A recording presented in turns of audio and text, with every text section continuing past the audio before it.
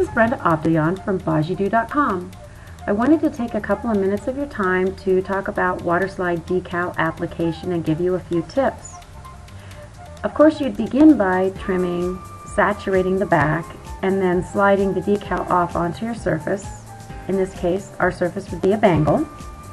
In that process, you often have hiccups and frustrations until you've had a little bit of opportunity to work with decals, and that's the point in this video.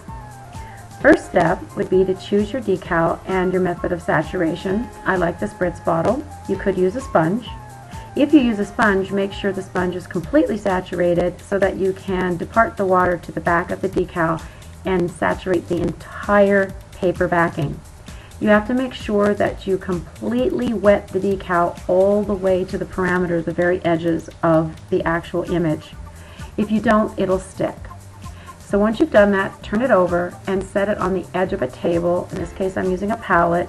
The reason is, if you were to set this decal after it becomes saturated onto a flat surface and come back a minute or two later, it will be very difficult to pick back up and you might damage the actual artwork.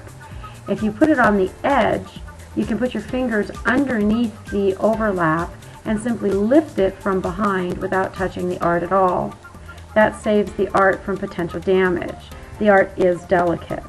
You can test the movement to see if it's ready by using the edges that are clear where there is no art and sliding it on top of the paper. You can see that this one is sliding, but the top is moving independent from the bottom.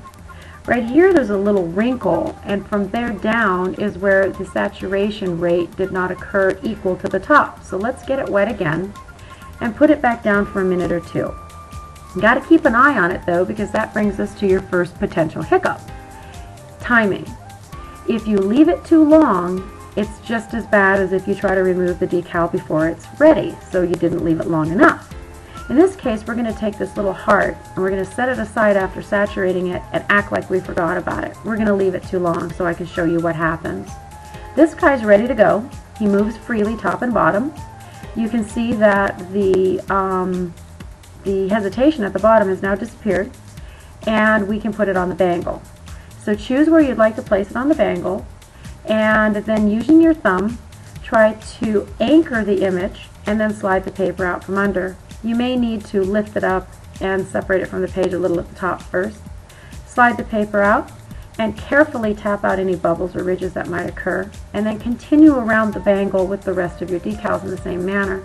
Try not to touch the decal with your fingers, because of the oil on your fingertips helps to move the ink around, and that's not a good thing. I sometimes use a wet paintbrush instead of the paper from the decal to smooth the edges and the wrinkles and the bubbles, but again, try not to paint over the art. If you need to, you can slip the brush underneath the decal between the bangle and the decal to add a little more water for better adherence. Let's go back to that little decal that we talked about, the heart. Looking close, you can see it's moving around no problem, but look at the edge right near these little hearts and these little flowers on the heart. You can see that the red ink is already disintegrating near those little flowers. It's been sitting too long, so the water is breaking down the ink. If you were to touch this decal while you were applying it, it would smear the ink onto your bangle and therefore mess up your design. You can see that there's white areas where the ink is completely gone in this image. This is a decal I would discard. I wouldn't use it, and I would get a fresh one. And that's the end of tip number 1 of 10 tips. So thanks for listening, and come back and look for tips 2 through 10. Thanks so much. Bye.